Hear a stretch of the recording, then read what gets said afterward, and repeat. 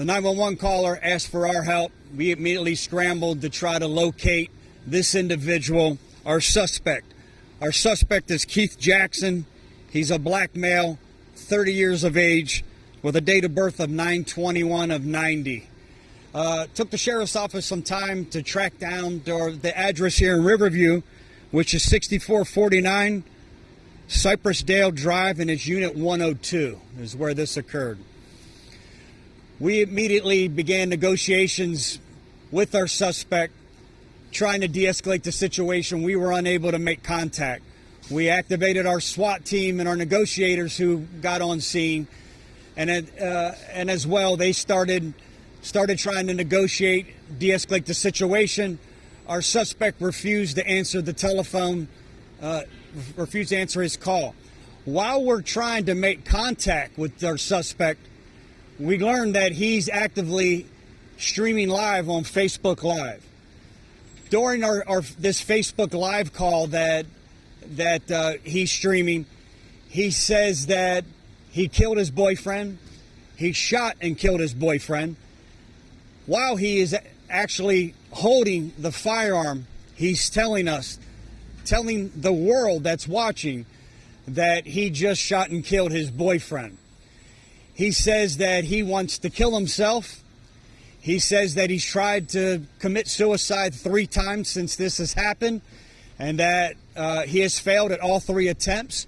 We don't know what these attempts are at this time. And then immediately starts saying that he wants the sheriff's office to take his life. He wants the sheriff's office to enter his condo and end his life. During this great length of time, as our negotiators are talking to him, again, trying to de-escalate him in any way that we can, he says that he wants law enforcement. He's assistant to law enforcement. He's trying to provoke law enforcement to take his life. He gets frustrated with us that we're not going to take his life, end his life. And at that point, just about before 1 p.m. this afternoon, tells our negotiators that you guys aren't going to do this. We're back to square one. I'm going to have to take matters into my own hand. Moments later, we see smoke coming out of the rear of the residence where he had set some type of fire. We activated county fire immediately. They get here within moments. Under the cover of our SWAT team, they take rescue efforts to try to put this fire out and extinguish the fire is exactly what they did. As county fire, or I should say, as after county fire extinguished this fire that was set within inside the residence, we knew that we can confirm that our suspect is now deceased, and that the victim that he claimed to kill, his boyfriend, was deceased as well. How our suspect succumbed to life, we don't know at this time. Right now, county fire is venting the condo. We have a search warrant. We will go in. Our homicide unit is on scene. They will go in now and start actively investigating to determine the exact cause of how both these individuals, how their lives were ended here today. I have to thank the men and women here at the Sheriff's Office, our negotiator, our SWAT team. Again, what a phenomenal display of patience and professionalism with dealing with an individual that was irrational and extremely irate. I also have to take a moment to thank County Fire for getting on and scene and immediately acknowledging that there was danger there, but they wanted to get the fire extinguished as rapidly as possible. And because they did, there was never anyone else in the apartment complex that was ever in danger due to a fire. So again, I have to thank Chief Dennis Jones and the entire County Fire. What a great job. Again, at this time, our investigators are on scene, and we'll begin putting the pieces of the puzzle together to confirm exactly who our victim is. We have a suspicion that it's his boyfriend. That's who he said he shot and killed. Told his friend that he killed the love of his life, but we can't confirm that right now until we can positively identify that person.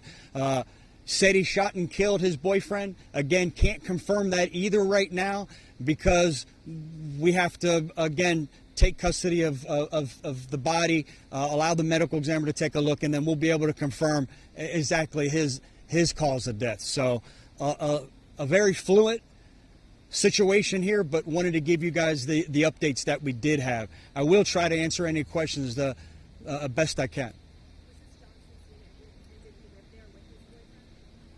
We don't know that at this time, only that he was being vocal and insistent that he killed the love of his life, that he shot and killed his boyfriend, but again, we can't confirm that. It sounds like there were a lot of unknowns when the fire was set. So can you just, I mean, how do you handle a situation like that where the fire department is having to go into this kind of situation where you don't at that point know if this guy is still alive and willing to open fire or something like that? Yeah, great question. I think that's how we collaborate, and public safety, sheriff's office and county fire, because they didn't hesitate at all. They linked up with our SWAT team who provided that lethal coverage for them to make sure they didn't get hurt. We put them in a position that it would be difficult if the suspect was alive and armed, which we truly believe and feel that he was, that it would be a low risk of those individuals from the strategic point where they were putting out and extinguishing the fire. But again, as much as you mitigate that, there was still danger there for the fire department, and they didn't hesitate. They didn't hesitate. For the moment they hooked up the water, they went and extinguished that fire because they wanted to make sure that no one else's life was in danger. And I can say proudly, no one else's condo, as they're attached together, has sustained any damage as a result of their quick actions. This is the second situation like this in 2 days for the sheriff's office. I guess number one, how does this speak to the dangers that you all deal with every day? And number two, were deputies even on a little bit of a little edge here, given what happened yesterday, getting fired at? I think our community's on edge. This community's become too violent, and I think it's incumbent, a fiduciary responsibility for all of us that live in this community, that are proud to call this our home, that have children that live here, that we say enough is enough to this violence. And I don't know what it's going to take, who it's going to take to be killed for us to finally say enough. And as a society, as our community, we're not going to tolerate any additional violence. Because I tell you what, I'm tired of notifying individuals that their family member is deceased. I'm tired of talking to deputies like the one yesterday who is extremely shaken up because this individual shot at him and luckily missed him by inches and shot the car instead. So you can imagine what's gone through everyone's head at this time. And I think it's just, we're past that breaking point, not as a law enforcement agency, but as a community, to say the violence needs to stop, and it needs to stop right now. Thank you.